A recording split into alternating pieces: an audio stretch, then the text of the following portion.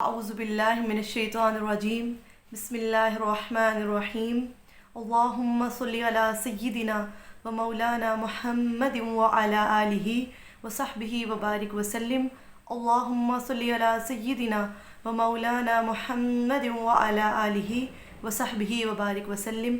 السلام علیکم ورحمۃ اللہ وبرکاتہ۔ اللہ رب العزت کا بھی پایا لطف و کرم اور حضور علیہ الصلاۃ والسلام کی نگاہ کرم اور حضور شیخ الاسلام کی توجہات کے توفیل، آج ہم منہاج القرآن میں ملیک UK کے زیر اہتمام on line series treasure of knowledge کے سیشن میں موجود ہیں۔ آج کے اس سیشن میں عائشہ قرۃ العین آپ کے سامنے حاضر ہوں۔ آج ہم حضور سیدی شیخ الاسلام کی نماز سے ریلیٹڈ چند کتب کا ریویو کریں گے۔ حاضرین و ناظرین، بندہ مومن کا اپنے خالق و مالک اور پروردگار کی بارگاہ میں اپنی عبودیت اور اس کے ذکر کا سب سے اعلیٰ اور عرفہ جو اظہار ہے وہ نماز ہے، جو رب کائنات کو بہت پسند ہے۔ حضور علیہ الصلاۃ والسلام کے فرمان کے مطابق نماز دین کا ستون ہے، نماز دین کا ستون ہے۔ گویا نماز نہ ہو تو دین بے بنیاد ہو جاتا ہے، لہٰذا دین کی عمارت کو قائم رکھنے اور اس کو منہدم ہونے سے محفوظ رکھنے کے لیے نظام صلاۃ کا قیام ناگزیر ہے۔ یہی وجہ ہے کہ نماز ہر دور میں ہر امت پر فرض رہی، اور اسی لیے آج ہم نے اس ٹاپک کو سلیکٹ کیا کہ نماز ہمارا بنیادی رکن ہے، نماز ہمارے ایمان کا بنیادی رکن ہے۔ اسی لیے آج ہم حضور سیدی شیخ الاسلام کی نماز سے ریلیٹڈ چند کتب کا ریویو کریں گے۔ تو سب سے پہلے ہم جس کتاب کا مطالعہ کرنے جا رہے ہیں، جس کا ریویو کرنے جا رہے ہیں، اس کا عنوان ہے حصول المرضات فیما یتعلق بفرضیت الصلاۃ، فضیلت و فرضیت نماز اور ترک پر وعید۔ یہ حضور شیخ الاسلام کی سلسلہ اربعینات میں سے ایک کتاب ہے۔ اربعین کے ٹائٹل کے تحت حضور شیخ الاسلام نے مختلف کتب لکھی، جن میں آپ نے ہر کتاب میں ہر موضوع پر ایک موضوع پر 40 احادیث مبارکہ کو جمع کیا۔ اسی سلسلہ اربعینات کی ایک کڑی جس کو آج ہم بیان کریں گے، جس کا عنوان ہے فضیلت و فرضیت نماز اور ترک پر وعید۔ اس کتاب کے کل 91 پیجز ہیں۔ اس میں حضور شیخ الاسلام کا اسلوب اور طریقہ یہ ہے کہ آپ نے فضیلت و فرضیت نماز کے عنوان کے تحت مزید 10 عنوان قائم کیے۔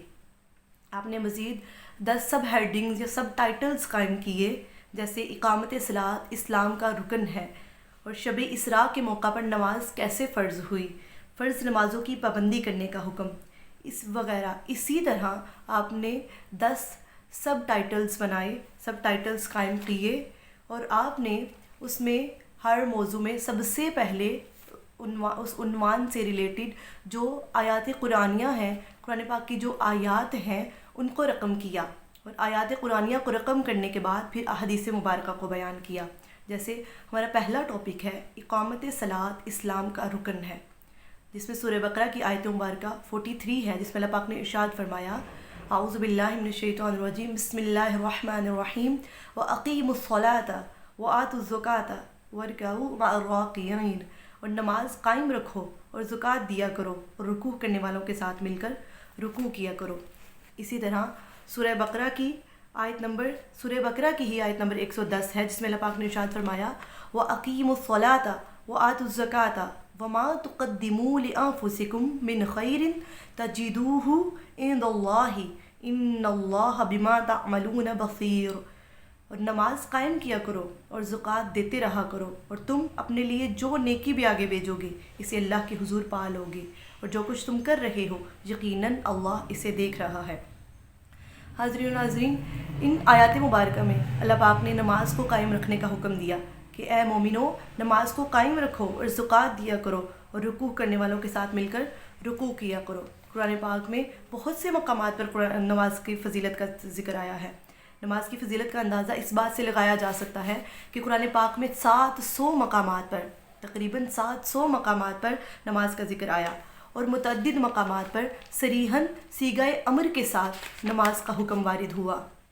اور اس کے علاوہ کثیر احادیث مبارکہ میں بھی حضور علیہ الصلاۃ والسلام نے نماز کو قائم کرنے کا حکم دیا۔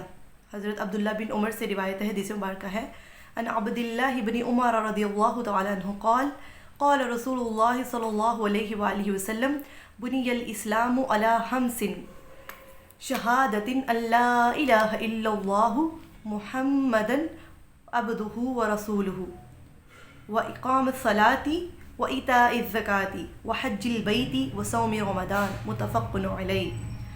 حضرت عبداللہ بن عمر سے روایت ہے کہ حضور علیہ الصلوۃ والسلام نے فرمایا کہ اسلام کی بنیاد 5 چیزوں پر ہے۔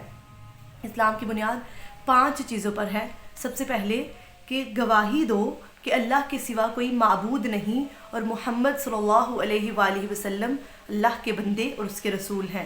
پھر وَإِقَامِ الصَّلَاةِ اور نماز قائم کرو، وَإِيتَاءِ الزَّکَاةِ اور زکوٰۃ ادا کرو، وَحَجِّ الْبَیْتِ اور بیت اللہ کا حج ادا کرو، وَصَوْمِ رمضان اور رمضان المبارک کے روزے رکھو۔ یعنی آقا علیہ الصلوۃ والسلام نے بتا دیا کہ اسلام کی جو بنیاد ہے وہ 5 چیزوں پر ہے۔ اس میں سب سے پہلی توحید و رسالت کی گواہی، یعنی اللہ اور اس کے رسول پر ایمان لانا، اور اللہ اور اس کے رسول پر ایمان لانے کے بعد جو سب سے بنیادی حکم، جو اللہ اور اس کے رسول پر ایمان لانے کے بعد جو اسلام کا رکن ہے وہ نماز ہے۔ فرمایا توحید و رسالت کی گواہی دو، اس کے بعد کیا کرو؟ نماز قائم کرو۔ پھر فرمایا زکوٰۃ ادا کرو اور بیت اللہ کا حج کرو اور رمضان کے روزے رکھو۔ تو گویا توحید و رسالت کی گواہی کے بعد، اللہ اور اس کے رسول پر ایمان لانے کے بعد اسلام کا جو سب سے بنیادی رکن ہے وہ نماز پڑھنا ہے، کیونکہ اسلام کا بنیادی رکن جو ہے وہ نماز پڑھنا ہے۔ حضور نے فرمایا نماز دین کا ستون ہے اور نماز بنیاد ہے۔ نماز ہی انسان کو بے حیائی اور برائی کے کاموں سے روکتی ہے۔ جب انسان برائیوں سے بچتا ہے تو اس کو نیکیوں کے ساتھ قلبی لگاؤ پیدا ہوتا ہے، جو روحانی و قلبی سکون کا باعث بنتا ہے۔ لہٰذا نماز مومن کی معراج ہے، نماز مومن کی معراج ہے، کیونکہ نماز شب اسراء، شب معراج کے موقع پر حضور علیہ الصلوۃ والسلام جب اپنے رب سے ملاقات کے لیے عرش معلیٰ پر گئے تو اپنے رب کی قربت اور اپنے رب سے ملاقات کے بعد جو اللہ پاک نے حضور علیہ الصلوۃ والسلام کو آپ کی امت کے لیے تحفہ دیا، وہ تحفہ نماز کا تحفہ تھا، کیونکہ نماز شب معراج کے موقع پر حضور اپنی امت کے لیے اللہ کی بارگاہ سے تحفہ لائے تھے۔ حضرت انس بن مالک کی حدیث مبارکہ ہے، حضرت انس فرماتے ہیں کہ حضور علیہ الصلوۃ والسلام نے فرمایا کہ شب معراج اللہ تعالیٰ نے میری امت پر 50 نمازیں فرض کیں، تو میں ان نمازوں کے ساتھ واپس آیا، یہاں تک کہ میں موسیٰ کے پاس سے گزرا تو انہوں نے کہا اللہ تعالیٰ نے آپ کی خاطر آپ کی امت پر کیا فرض کیا ہے؟ حضور علیہ الصلوۃ والسلام نے فرمایا میں نے کہا اللہ تعالیٰ نے 50 نمازیں فرض کی ہیں۔ انہوں نے کہا کہ اپنے رب کی طرف واپس جائیے، کیونکہ آپ کی امت میں اتنی طاقت نہیں کہ وہ ان نمازوں کو 50 نمازوں کو ادا کر سکیں۔ انہوں نے مجھے واپس بھیج دیا اور میری درخواست پر اللہ تعالیٰ نے ان کا ایک حصہ کم کر دیا۔ حضور علیہ الصلوۃ والسلام نے فرمایا میں موسیٰ علیہ السلام کی طرف واپس آیا اور کہا کہ اللہ تعالیٰ نے ایک حصہ کم کر دیا ہے۔ انہوں نے کہا اپنے رب کے پاس پھر جائیے، کیونکہ آپ کی امت میں اتنی نمازوں کی طاقت نہیں ہے۔ حضور علیہ الصلوۃ والسلام نے فرمایا میں واپس گیا تو اللہ تعالیٰ نے ان کا ایک اور حصہ کم کر دیا۔ میں ان کی طرف آیا تو انہوں نے پھر کہا کہ اپنے رب کے پاس واپس جائیے، کیونکہ آپ کی امت میں ان کی بھی طاقت نہیں ہے۔ میں لوٹ کر اللہ کی بارگاہ میں حاضر ہوا تو اس نے فرمایا یہ بظاہر 5 نمازیں ہیں لیکن ثواب کے اعتبار سے 50 کے برابر ہے۔ اللہ پاک نے فرمایا میرے نزدیک بات تبدیل نہیں ہوا کرتی۔ تو میں موسیٰ علیہ السلام کے پاس آیا تو انہوں نے کہا اپنے رب کے پاس جائیے اور مزید کمی کی درخواست کیجیے۔ حضور علیہ الصلوۃ والسلام نے فرمایا میں نے کہا مجھے اب اپنے رب سے حیا آتی ہے۔ پھر جبرائیل امین مجھے لے کر چلے یہاں تک کہ سدرۃ المنتہا پر پہنچے، جسے مختلف رنگوں سے نے ڈانپ رکھا تھا، نہیں معلوم کہ وہ کیا ہے۔ پھر مجھے جنت میں داخل کیا گیا جس میں موتیوں کے گنبد ہیں اور اس کی مٹی مشک ہے۔ حاضرین ناظرین، حضور علیہ الصلوۃ والسلام نے بتایا کہ شب اسراء کے موقع پر اللہ پاک نے امت کے لیے 50 نمازوں کا تحفہ دیا، لیکن حضرت موسیٰ علیہ السلام نے حضور علیہ السلام سے کہا کہ اپنی اللہ کی بارگاہ میں واپس جائیے اور کمی کی درخواست کیجیے۔ تو اسی طرح 5 کر کے وہ نمازیں کم ہوتی رہی، لیکن جب 5 نمازیں رہ گئی تو اللہ پاک نے فرمایا کہ اے میرے محبوب آپ کی امت نمازیں 5 پڑھے گی لیکن اس کو اجر و ثواب 50 نمازوں کے برابر ملے گا۔ سبحان اللہ۔ حضور علیہ الصلوۃ والسلام نے شب معراج اپنے رب سے ملاقات کی اور اس کی قربت حاصل کی اور امت کے لیے نماز کا تحفہ لائے۔ اسی لیے بندہ مومن کی معراج یہ ہے کہ وہ نماز کے ذریعے مولا کا قرب حاصل کرے، نماز کے ذریعے اپنے رب سے ملاقات کرے۔ اسی لیے قرآن و حدیث میں فرض نمازوں کی پابندی کا حکم دیا گیا ہے۔ سورہ نساء کی آیت نمبر 103 ہے کہ ان الصلاۃ کانت علی المؤمنین کتابا موقوتا۔ اللہ پاک نے فرمایا بے شک نماز مومنوں پر مقررہ وقت کے حساب سے فرض ہے۔ اسی طرح حدیث مبارکہ میں حضور علیہ الصلوۃ نے فرمایا کہ حضرت ابو قتادہ سے روایت ہے کہ رسول اللہ صلی اللہ علیہ وآلہ وسلم نے فرمایا میں نے امت پر 5 نمازیں فرض کی ہیں۔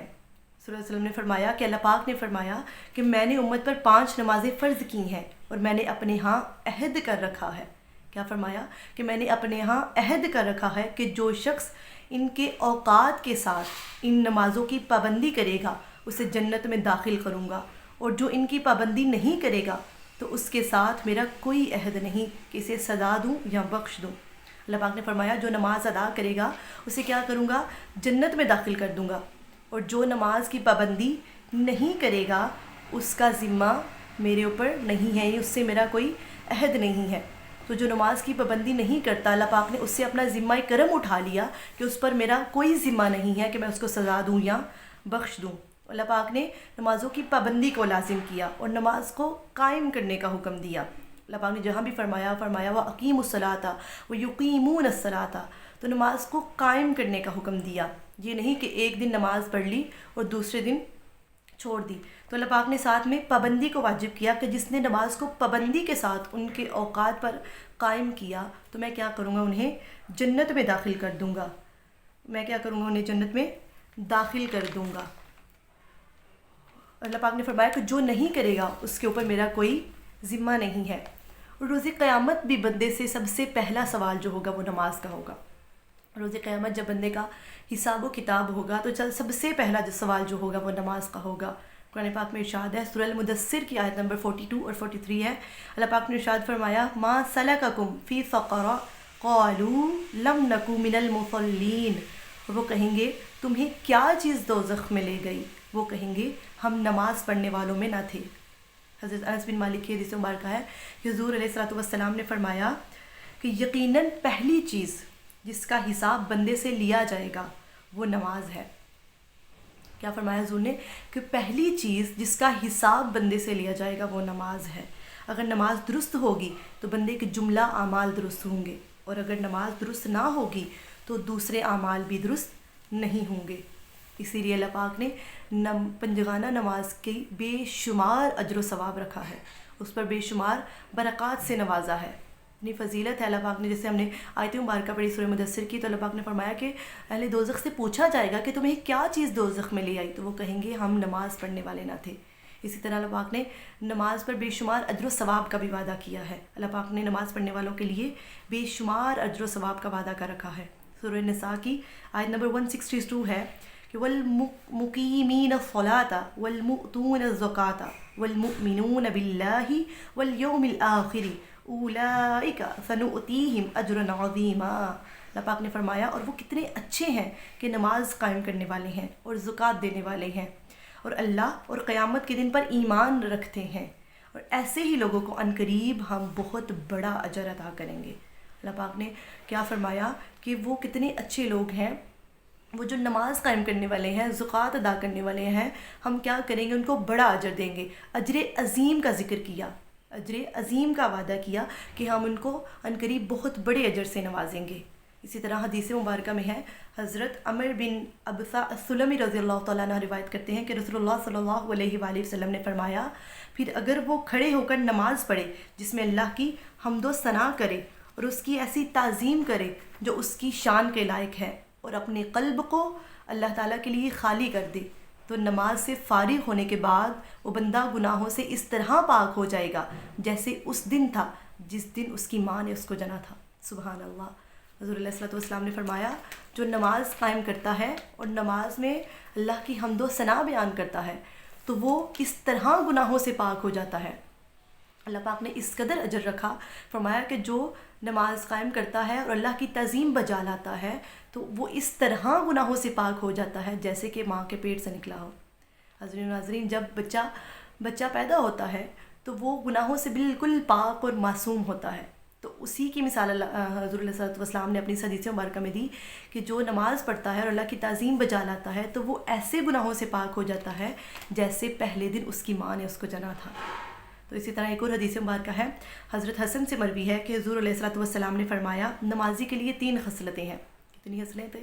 3 خصلتیں ہیں نمازی کے لیے۔ سب سے پہلا ایک یہ کہ اس کے قدموں سے لے کر آسمان کی بلندی تک رحمت الہی اس پر نچھاور ہوتی ہے، اور دوسرا یہ کہ ملائکہ اسے اس کے سر سے لے کر آسمان کی بلندیوں تک رحمت الہی سے گھیرے رکھتے ہیں، اور تیسرا یہ کہ ندا کرنے والا ندا کرتا رہتا ہے کہ اگر مناجات کرنے والا یعنی نماز پڑھنے والا یہ جان لیتا کہ وہ کس سے راز و نیاز کی باتیں کر رہا ہے، سبحان اللہ، حضور فرما رہے ہیں کہ اگر وہ جان لیتا کہ وہ کس سے راز و نیاز کی باتیں کر رہا ہے تو وہ نماز سے کبھی واپس نہ پلٹتا۔ سبحان اللہ، کس قدر برکات اور کس قدر اجر و ثواب اللہ پاک نے رکھ دیا۔ جنہوں نے فرمایا کہ نماز پڑھنے والے کے قدموں سے لے کر آسمان کی بلندی تک اس کے اوپر رحمت نچھاور ہوتی ہے، اور اگر نماز پڑھنے والا یہ جان جائے کہ وہ کس سے ملاقات کر رہا ہے، کس سے راز و نیاز کی باتیں کر رہا ہے، تو وہ کبھی بھی نماز سے نہ نکلتا، کیونکہ نماز جو ہے وہ اپنے رب سے ملاقات کا وقت ہے، اپنے رب سے ملاقات کا، اس کے نظارے کا بہانہ ہے۔ جو اہل عشق لوگ ہوتے ہیں، جو اہل معرفت ہوتے ہیں، وہ نماز کو اپنے رب سے ملاقات کا بہانہ سمجھتے ہیں۔ علامہ اقبال نے فرمایا تھا، ازاں ازل سے تیرے عشق کا ترانہ بنی، ازاں ازل سے تیرے عشق کا ترانہ بنی، نماز تیرے نظارے کا ایک بہانہ بنی، اور ادائے دین سراپا نیاز تھی تیری، ادائے دین سراپا نیاز تھی تیری، کسی کو دیکھتے رہنا نماز تھی تیری۔ اور نماز میں انسان، کیونکہ نماز میں انسان ساری دنیا سے منہ موڑ کر اپنے خالق کی طرف متوجہ ہوتا ہے، اور گناہوں اور خواہشات سے جو بھرے ہوئے دل ہوتے ہیں ان کے لیے نماز بوجھل ہوتی ہے۔ جن کا دل گناہوں اور خواہشات سے لبریز ہوتا ہے ان کے لیے نماز ایک بوجھ ہوتی ہے، لیکن جو عشق و محبت الہی سے لبریز اور خوف خدا سے جھکے ہوئے دل ہوتے ہیں ان کے لیے نماز بوجھ نہیں، بلکہ نماز ان کے لیے لذت و سرور اور روحانی و قلبی معراج کا سبب بنتی ہے۔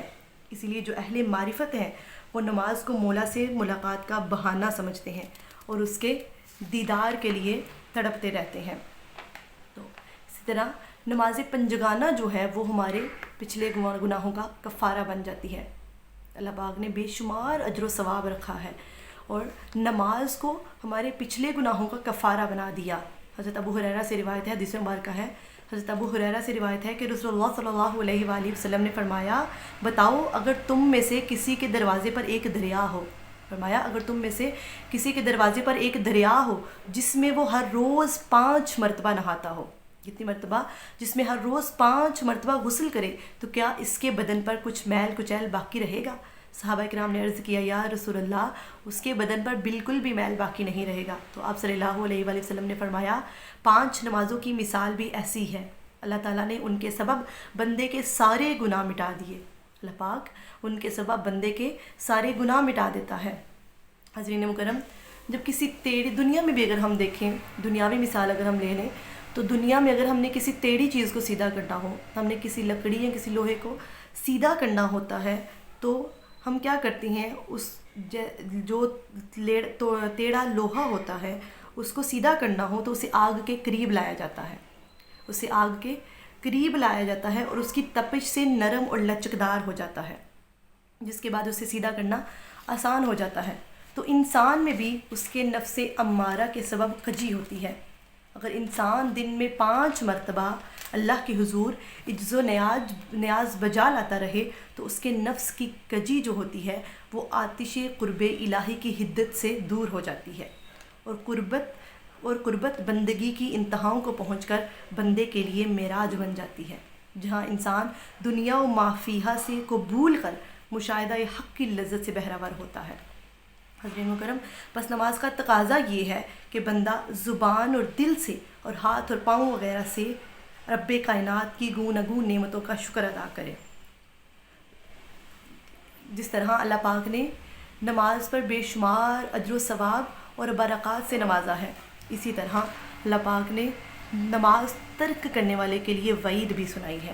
اللہ پاک نے نماز کو جو ترک کرتے ہیں ان کے لیے وعید بھی سنائی ہے۔ تو حضرت عبداللہ بن بریدہ سے روایت حدیث مبارکہ ہے کہ وہ فرماتے ہیں کہ رسول اللہ صلی اللہ علیہ وآلہ وسلم نے فرمایا ہمارے اور ان کافروں کے درمیان عہد ضمانت نماز ہی ہے، جس نے اسے چھوڑا اس نے کفر کیا، یعنی اس نے کافروں جیسا کام کیا، یعنی اس نے کافروں جیسا عمل کیا۔ حضرت انس بن مالک سے روایت ہے، وہ روایت کرتے ہیں کہ حضور علیہ الصلوۃ والسلام نے فرمایا بندے کے اسلام اور شرک کے درمیان، کیا فرمایا کہ بندے کے اسلام اور شرک کے درمیان فرق جو ہے وہ صرف نماز کا ہے۔ اسلام اور شرک کے درمیان فرق کیا ہے؟ صرف نماز چھوڑنے کا ہے۔ جب اس نے نماز کو ترک کر دیا تو گویا اس نے شرک کیا۔ حضور علیہ الصلوۃ والسلام نے فرمایا جس نے جان بوجھ کر نماز چھوڑی اس نے اعلانیہ کفر کیا، جس نے جان بوجھ کر نماز چھوڑی اس نے اعلانیہ کفر کیا۔ جیسے ہم نے پہلے سورہ مدثر کی بھی آیت مبارکہ پڑھی کہ اللہ پاک اہل دوزخ سے پوچھا جائے گا، اللہ پاک نے فرمایا کہ اہل دوزخ سے پوچھا جائے گا کہ تم کس وجہ سے دوزخ میں ڈالے گئے ہو، تو وہ کہیں گے کہ ہم نماز نہیں پڑھنے والے تھے، ہم نماز نہیں پڑھنے والے تھے۔ تو حضور اسی طرح حضور صلی اللہ علیہ وسلم کی ایک اور حدیث مبارکہ ہے، حضور نے فرمایا میرا دل کرتا ہے کہ میں آگ کے شعلوں سے ان گھروں کو آگ لگا ڈالوں، ان گھروں کو جلا ڈالوں جو بغیر کسی شرعی عذر کے نماز کے لیے نہیں نکلتے۔ استغفر اللہ۔ تو اسی لیے اس قدر وعید ہے نماز کو ترک کرنے والوں کے لیے کہ حضور نے فرمایا کہ جو بندہ مومن اور کافر کے درمیان پہچان جو ہے وہ نماز ہے، جو نماز کو ترک کرتا ہے وہ کفر کرتا ہے، وہ کیا کرتا ہے؟ وہ کافروں جیسا عمل کرتا ہے۔ اسی لیے نماز کو اطمینان سے اور خشوع خضوع سے ادا کرنے کا حکم دیا گیا ہے۔ سورہ البقرہ کی آیت نمبر 238 ہے، اللہ پاک نے فرمایا حافظوا علی الصلوات والصلاۃ الوسطی وقوموا للہ قانتین۔ اللہ پاک نے فرمایا سب نمازوں کی محافظت کیا کرو اور بالخصوص درمیانی نماز کی، اور اللہ کے حضور سراپائی ادب و نیاز بن کر قیام کیا کرو۔ حضور مکرم اللہ پاک فرما رہے ہیں کہ سراپائی ادب و نیاز بن کر میرے حضور کھڑے ہوا کرو۔ ہم نماز میں کھڑے ہوتے ہیں، ہمارے جسم تو حاضر ہوتے ہیں لیکن ہمارا دل، ہمارے قلب و روح اس رب کعبہ کی بارگاہ میں حاضر نہیں ہوتے۔ اسی لیے جب کسی اہل علم سے پوچھو گے، اہل علم سے پوچھتے ہیں کہ بھائی میری نماز ادا کی، میری نماز درست تھی بھی کہ نہیں، وہ پوچھے گا تمہارا رخ کعبہ کی طرف تھا؟ ہم کہیں گے ہاں۔ وہ کہے گا تم پاک تھے، پاکیزہ تھے؟ ہم کہیں گے ہاں۔ تو وہ کہے گی تمہاری نماز ہوگی۔ لیکن جب کسی اہل معرفت سے پوچھیں گے، کسی اہل اللہ سے پوچھیں گے تو وہ کہے گا کہ تمہارا جسم تو کعبہ کی طرف تھا، تمہارا جسم تو کعبہ کی طرف تھا، یہ بتاؤ تمہارا دل اس رب کعبہ کی طرف تھا یا نہیں؟ سبحان اللہ۔ تو جسم کعبہ کی طرف ہو اور دل رب کعبہ کی طرف کر کے وہ نیاز سے عجز و عاجزی کی حالت میں اللہ کے حضور قیام کیا کریں، اپنی قلب و روح کو رب کعبہ کے حضور حاضر کر کر نماز ادا کیا کریں، اور خود بھی نماز ادا کیا کریں اور اپنے بچوں کو بھی نماز ادا کرنے کی تلقین کیا کریں۔ حضور علیہ السلام کی حدیث مبارکہ ہے، عبد المالک بن ربیع سے روایت ہے کہ رسول اللہ صلی اللہ علیہ وآلہ وسلم نے فرمایا 7 سال کے بچے کو نماز سکھاؤ اور 10 سال کے بچے کو نماز پڑھنے پر تادیباً سزا دو۔ حضور علیہ الصلوۃ والسلام نے فرمایا کہ جب بچہ 7 سال کی عمر کو پہنچ جائے تو اس کو نماز پڑھنے کا حکم دو، اس کو نماز پڑھنا سکھاؤ، اور جب وہ 10 سال کی عمر میں پہنچ جائے اگر وہ نماز نہیں پڑھا تو اس کو نماز نہ پڑھنے پر تادیباً سزا دو۔ تو ہمیں اپنے بچوں کو چھوٹی عمر سے لے کر اپنے ساتھ نماز پڑھنا سکھانا چاہیے، اپنے ساتھ نماز پڑھانی چاہیے تاکہ وہ چھوٹی عمر میں ہی نماز کو سیکھ سکیں اور اس کو ان میں نماز پڑھنے کی ہیبٹ ڈیولپ ہو سکے۔ تو اللہ پاک سے دعا ہے کہ اللہ پاک ہم نے جو سنا، جو پڑھا، اس پر عمل کرنے کی، اس کو سیکھنے اور اس پر عمل کرنے کی توفیق عطا فرمائے۔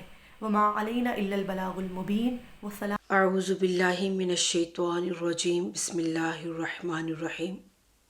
اللہم صلی علی سیدنا و مولانا محمد وعلی آلہ وصحبہ وبارک وسلم۔ معزز ناظرین، السلام علیکم ورحمۃ اللہ وبرکاتہ۔ پروگرام ٹریئر آف نالج میں 4 نیک کتب کے ریویو کے ساتھ آپ کے سامنے حاضر ہیں، اور یہ ایپیسوڈ آج مکمل طور پر نماز کے لیے مختص کی گئی ہے۔ اس ایپیسوڈ میں ہم نے قبلہ شیخ الاسلام کی تحریر شدہ کتب میں سے 4 کتب کا مطالعہ کر کے آپ کے سامنے ان پر گفتگو کی، اور جس اہم کتاب پر میں آپ کے سامنے روشنی ڈالنے جا رہی ہوں وہ قبلہ شیخ الاسلام نے فلسفہ نماز پر تحریر فرمائی ہے۔ فلسفہ نماز کتاب 135 صفحات اور 8 چیپٹرز پر مشتمل ہے، جس میں نماز کی فرضیت و اہمیت پر روشنی ڈالی گئی ہے۔ نماز سے فلسفہ اجتماعیت اخذ کیا گیا ہے۔ نماز کے فلسفہ سے نظام مرکزیت پر گفتگو کی گئی ہے۔ نماز جامع العبادات اور نظام الاوقات ہے، اس پر بات کی گئی ہے۔ نماز کا فلسفہ معراج کیا ہے، اور پھر نماز کے آداب کیا ہیں، اور پھر نماز کے ہر رکن کے ظاہری اور باطنی آداب کیا ہیں، اس پر شیخ الاسلام نے بہت صراحت کے ساتھ، بہت وضاحت کے ساتھ روشنی ڈالی ہے۔ آئیے اب ہم نماز کی فرضیت و اہمیت پر گفتگو کرتے ہیں۔ اس چیپٹر میں حضور شیخ الاسلام بتاتے ہیں کہ نماز اسلام کے بنیادی ارکان میں سے ایک اہم رکن ہے۔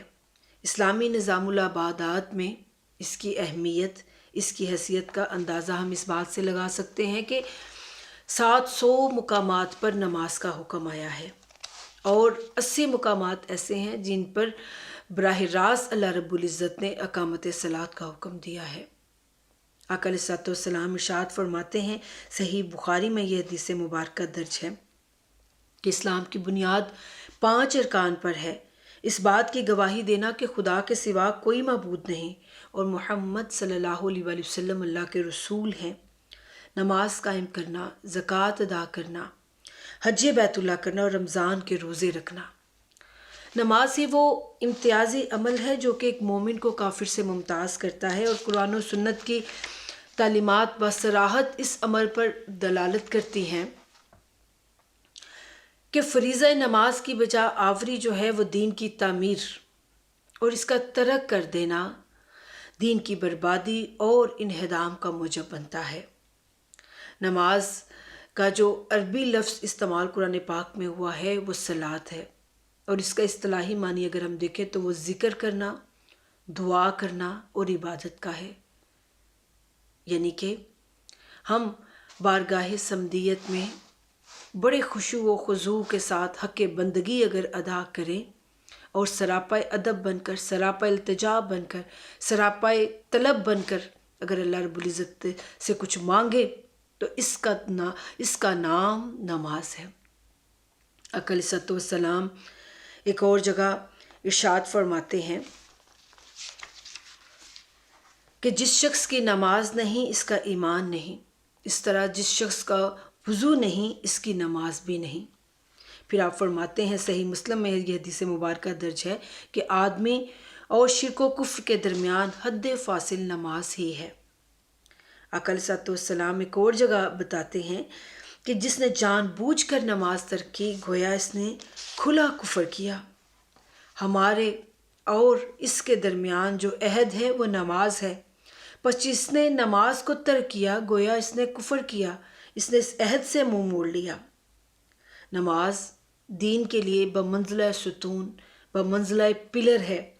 آقا علیہ الصلوۃ والسلام ارشاد فرماتے ہیں کہ ہر شے کے کچھ ستون ہوتے ہیں، دین کا ستون نماز ہے، جبکہ نماز کا ستون خشوع و خضوع ہے، اور تم میں سے اللہ کے ہاں بہتر وہ ہے جو کہ متقی ہے۔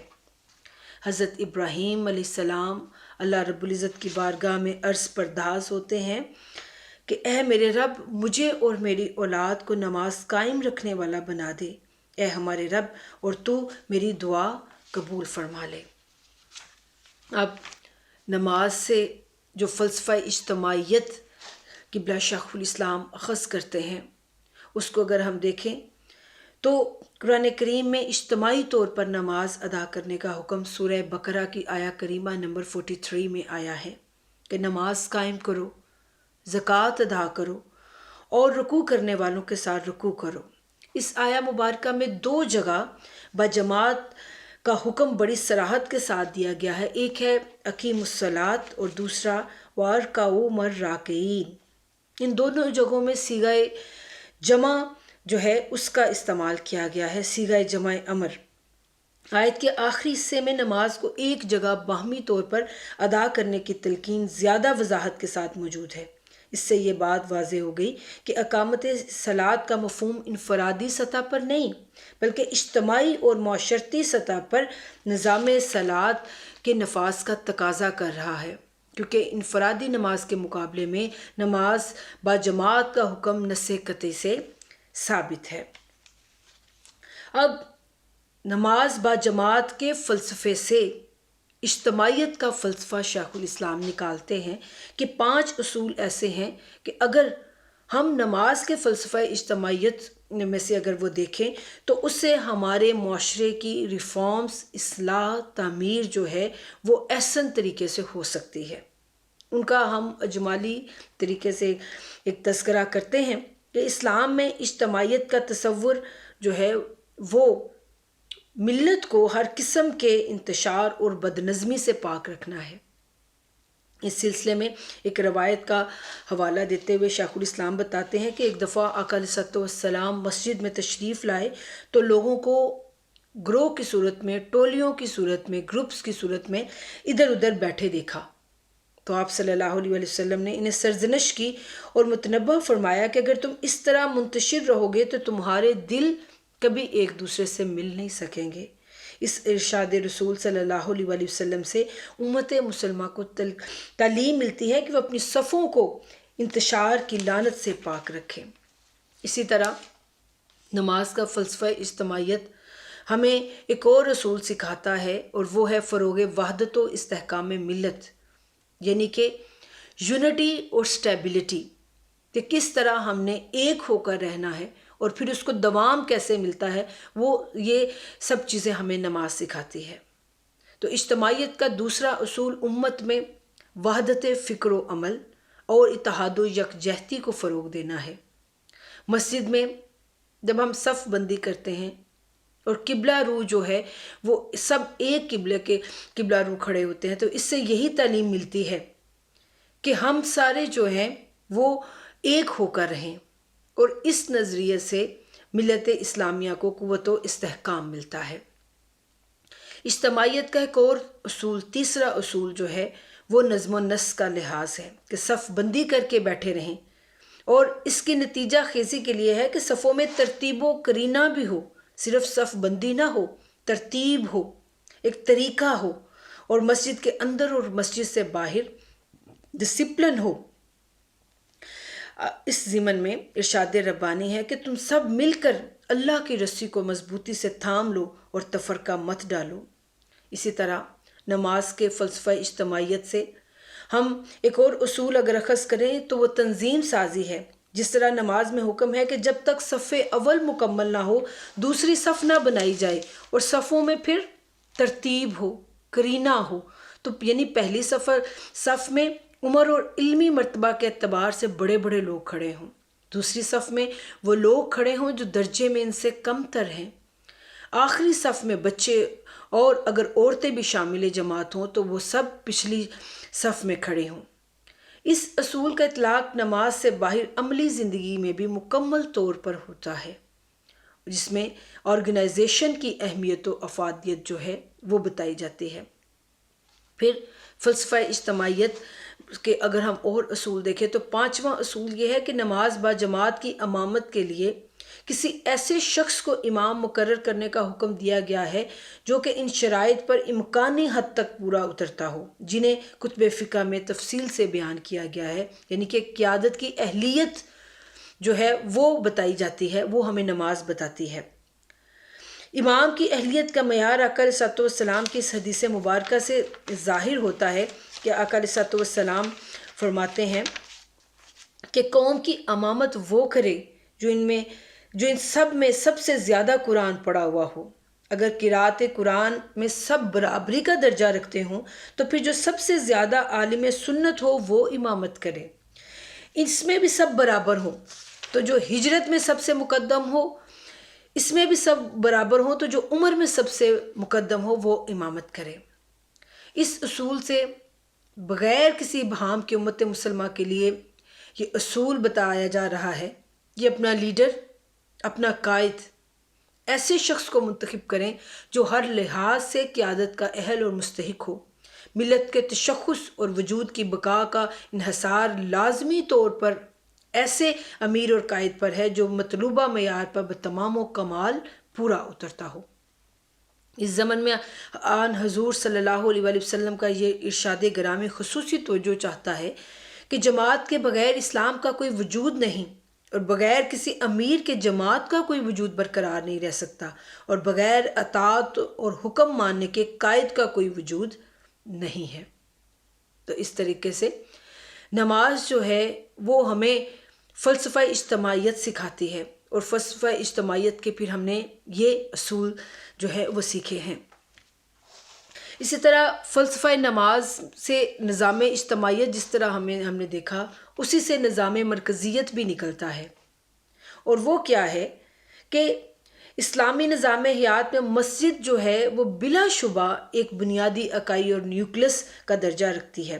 اس سے جو اجتماعیت کا فلسفہ ڈرائیو ہوا وہ اس حقیقت کی نشاندہی کرتا ہے کہ جس طرح مقرر کردہ امام کے بغیر نماز با جماعت کا کوئی تصور نہیں کیا جا سکتا، اسی طرح منتخب امیر اور قائد کے بغیر مؤثر اور مستحکم و مضبوط قیادت کا فریضہ سر انجام نہیں دیا جا سکتا۔ اور پھر اس بنا پر انتخاب امیر کی ذمہ داری جو ہے وہ ملت اسلامیہ پر عائد ہوتی ہے، لہٰذا افراد ملت کا یہ اجتماعی فریضہ ہے کہ وہ جمہوری طریقے کو بروئے کار لا کر اپنے میں سے سب سے زیادہ اہل فرد کو امیر اور سربراہ مملکت یعنی ہیڈ آف دا اسٹیٹ منتخب کریں۔ اب فلسفہ اجتماعیت جو ہے نماز کا، اس کی روشنی میں اگر ہم دیکھیں تو ہمیں انتخاب امیر جو ہے اور انتخاب قائد جو ہے یعنی ہیڈ آف دا اسٹیٹ جو ہے، یا ویسے بھی کسی آرگنائزیشن کا امیر جو ہے اور قائد جو ہے، اس کو چوز کرنے کے جو 6 اصول ہیں وہ ہمیں پتہ چلتے ہیں۔ اور پہلا اصول یہ ہے کہ ہر جماعت کے لیے کسی امیر کا ہونا ضروری ہے، یعنی جماعت کے بغیر اسلام نہیں اور امیر کے بغیر جماعت نہیں۔ تو اسی طرح دوسرا اصول جو ہے وہ یہ ہے کہ اسلام کی جو روح ہے وہ ڈسکشن پر ہے، وہ جمہوری طریقے پر ہے، اور اس میں کسی قسم کی کوئی آمریت کا عمل دخل نہیں ہے۔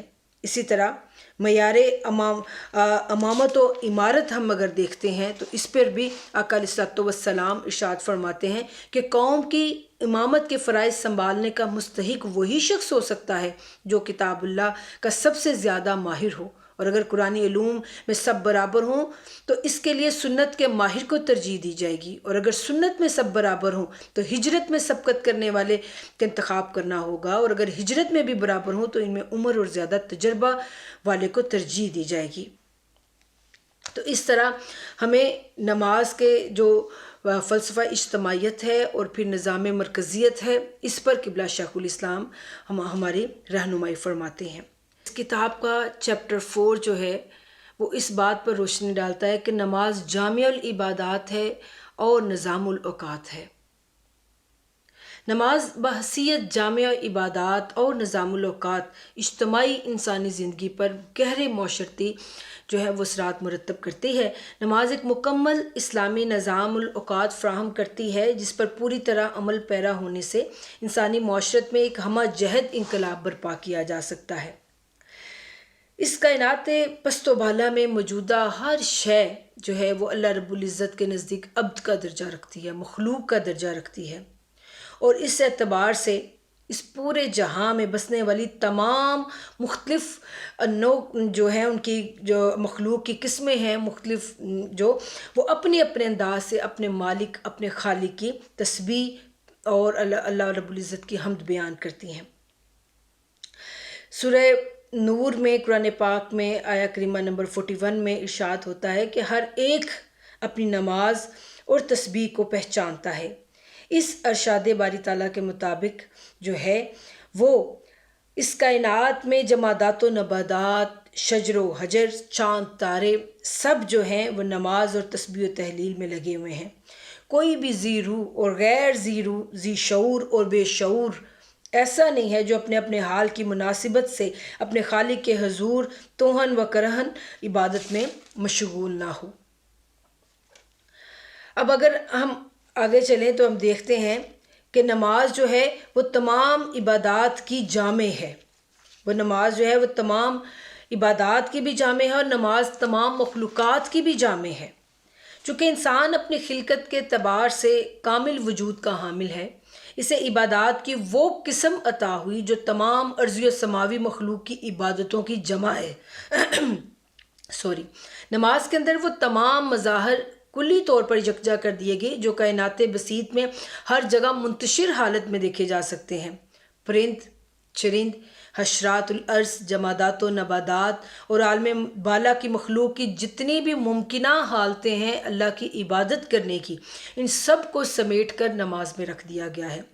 فضا میں اڑتے ہوئے پرندے، زمین میں چلتے ہوئے اور رینگتے ہوئے جو کیڑے ہیں، وہ جو حشرات الارض ہیں، وہ قیام اور رکوع اور سجود کی حالتوں کو بتاتے ہیں۔ درخت قیام کی حالت میں ہیں، پہاڑ قعود کی صورت کی حالت میں ٹھہرے ہوئے ہیں، عالم بالا میں قدسیان فلک نماز کی صورت میں صفے باندھے مشغول عبادت ہیں۔ غرض یہ کہ ارض و سما کی ہر مخلوق اپنے جداگانہ احوال کی مناسبت سے کسی نہ کسی حالت میں مصروف عبادت ہے، یہاں تک کہ شمع کے گرد گرد منڈلاتا ہوا ننھا پتنگا بھی گرنا تیرے حضور میں اس کی نماز ہے، ننھے سے دل میں لذت سوز و گداز ہے۔ تو نماز میں انسان جس طرح عاجزی، فروتنی، مسکنت، تذلل اور بے بسی کا پیکر اتم بن جاتا ہے، وہ کسی اور عبادت میں ممکن نہیں۔ وہ اپنا چہرہ، اپنا ناک، اپنی پیشانی جو کہ اس کی شخصیت کے وقار اور دبدبے کی علامت ہے، خاک پر ٹیکتے ہوئے اس بات کا زبان حال سے اقرار کرتا ہے کہ تمام کبریائی، تمام بڑائی اور عظمت و جبروت کی حقدار اور سزاوار خدا کی ذات جو ہے، اور اس کے آگے اس کی حیثیت نہایت پس درجہ، ہیچ اور بے مایہ ہے۔ اسی طرح نماز تمام عبادات کی بھی جامع ہے۔ نماز میں شریعت اسلامیہ کی تمام فرض عبادتیں جمع کر دی گئی ہیں اور ان سب کی کیفیات سمو دی گئی ہیں، ہر ایک کا رنگ اس میں جھلکتا ہے۔ مثال کے طور پر روزے کو لے لیں، جس میں کھانے پینے اور نفسانی خواہشات سے ہاتھ کھینچ لینے کا انداز پایا جاتا ہے، تو نماز میں ان سے بدرجہ اتم دستکش ہونے کا قرینہ ملتا ہے۔ ہاں، فرق ایک ضرور ہے کہ روزے میں بے نیازی اور شان استغنا جھلکتی ہے جو کہ خدائی صفت کا پرتو ہے، جبکہ نماز سر تاپا نیاز مندی اور عجز و فروتنی کی آئینہ دار ہے۔ اسی طرح زکوٰۃ انسان کو مال و دولت کی ہوس اور حب زر سے پاک کرتی ہے۔ اس کے نتیجے میں خدا سے محبت اور وابستگی کا قلبی تعلق استوار ہوتا ہے، تو نماز کی حالت میں اس سے کہیں بڑھ کر انسان جو ہے وہ خدا کی ذات کو اپنی الفت و محبت کا مرکز و محور بنا لیتا ہے۔ اسی طرح حج جو ہے اللہ کی تعظیم، شاعر اللہ کی تعظیم، اہل و عیال کی محبت، دنیوی مشاغل سے کنارہ کشی اور ترک وطن کا سبق دیتا ہے، تو نماز میں بھی استقبال قبلہ، کعبۃ اللہ کی تعظیم اور مکروہات دنیا سے کنارہ کشی کا رنگ بغایت درجہ نمایاں ہے۔ نماز کے کئی افعال بھی حج سے مماثل ہیں، جیسے حج میں دوران طواف رفع یدین کیا جاتا ہے، تو نماز میں بھی داخل ہونے کے لیے رفع یدین کرنا پڑتا ہے۔ نماز میں بھی حج کی طرح متعدد ورد جو ہیں، اوراد جو ہیں، اذکار جو ہیں اور وظائف ہیں وہ جمع ہیں۔ نماز کے علاوہ جتنی بھی عبادات ہیں ان میں ایک قدر مشترک ہے کہ ہر عبادت محض اس لیے عبادت ہے کہ اس میں حکم خداوندی کی تکمیل کا پہلو چھپا ہوا ہے، لیکن نماز کا امتیازی پہلو اور منفرد پہلو یہ ہے کہ وہ فی نفس ہی عبادت ہے، اور اس میں بندے کی بے مائگی اور خدا کی عظمت و کبریائی کے آگے بے وقتی اور تذلیل کا جو احساس ہے وہ بدرجہ اتم پایا جاتا ہے، جو کہ کسی اور عبادت میں نہیں پایا جاتا۔ نماز جامع اوقات بھی ہے اور نظام الاوقات بھی۔ تمام عبادات میں تنہا نماز ہی ایک ایسا منفرد عمل ہے جو شب و روز کسی نہ کسی گھڑی سے، کسی نہ کسی ساعت سے جڑا ہوا ہے، اوقات نماز دن اور رات کے تمام اوقات کے جامع ہیں اور ہر نماز فرضیت کے اعتبار سے مقررہ اوقات کے تابع کر دی گئی ہے۔ قرآن پاک میں ہے سورہ نساء کی آیت کریمہ نمبر 103 میں کہ بے شک نماز مومنوں پر مقررہ وقت کے حساب سے فرض ہے۔ نمازیں ایک باضابطہ اور مربوط نظام الاوقات کے تابع ہیں جس کی روح سے دن رات کے 24 گھنٹے میں ہر نماز کے ایک وقت مقرر ہے اور جس کی حدود کے اندر رہتے ہوئے نماز تصور ہوگی، ورنہ اس کی قضا لازم آئے گی۔ نماز جو ہے اس کا فلسفہ معراج کیا ہے، اس پر شیخ الاسلام گفتگو فرماتے ہوئے ہمیں بتاتے ہیں کہ جملہ عبادات میں نماز ہی وہ تنہا عمل ہے جسے آقا دو جہاں نے اہل ایمان کی معراج قرار دیا ہے۔ اور آقا علیہ السلام ایک حدیث مبارکہ میں یہ اپنا نماز سے محبت جو قلبی ہے اور قلبی تعلق بیان کرتے ہوئے فرماتے ہیں کہ میری آنکھوں کی ٹھنڈک نماز میں رکھی گئی ہے۔ نماز کو آنکھ کی ٹھنڈک قرار دینا ایک استعارہ ہے کہ عام روزمرہ بول چال میں کوئی اپنی اولاد کو اپنی آنکھ کی ٹھنڈک قرار دیتا ہے، کوئی دنیا داری کو، کسی پیاری چیز کو، لیکن ہمارے آقا علیہ السلام نے سب سے زیادہ محبوب اور راحت آفرین چیز جو ہے کیا پائی؟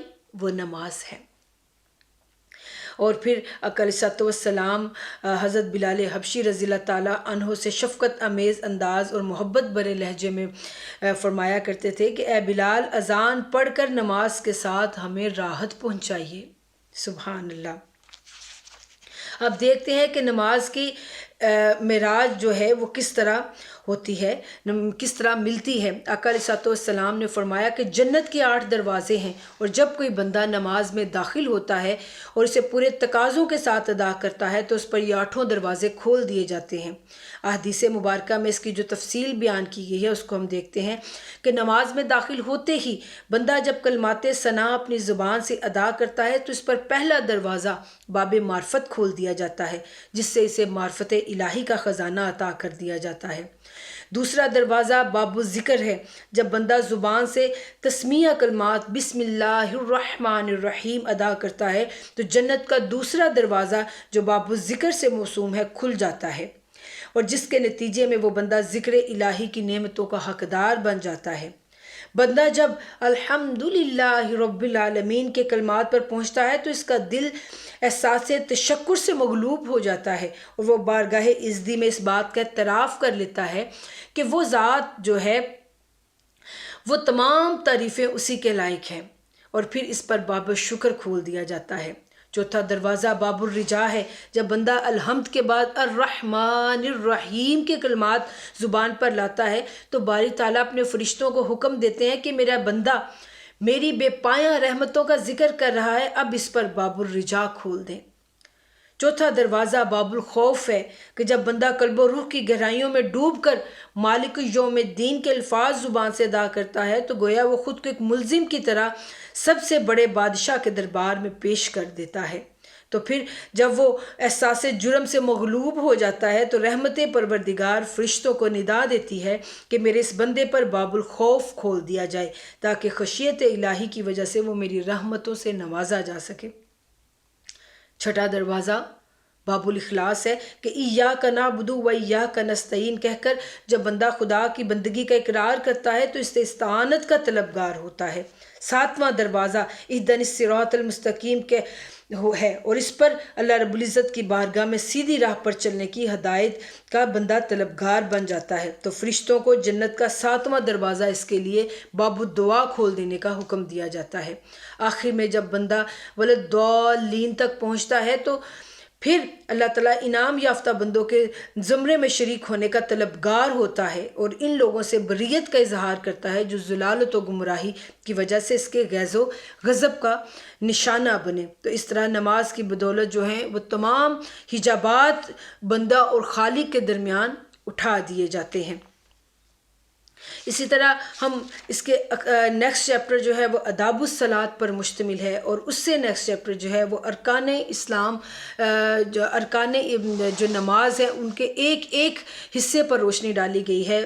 وقت بہت تھوڑا ہے، اور چونکہ اس موضوع پر آپ نے پہلے جو کتاب ہے آداب الصلاۃ اس پر گفتگو سنی ہے، تو ہم اس پر اب گفتگو نہیں کرتے، اور جتنے چیپٹرز پر گفتگو کی ہے اسی پر ہی آج کا ریویو ہم ختم کرتے ہیں۔ تو اللہ رب العزت ہمیں نماز کے آداب اور نماز کی حقیقت کو سمجھنے کی توفیق عطا فرمائے۔ بہت شکریہ۔ السلام علیکم ورحمۃ اللہ وبرکاتہ۔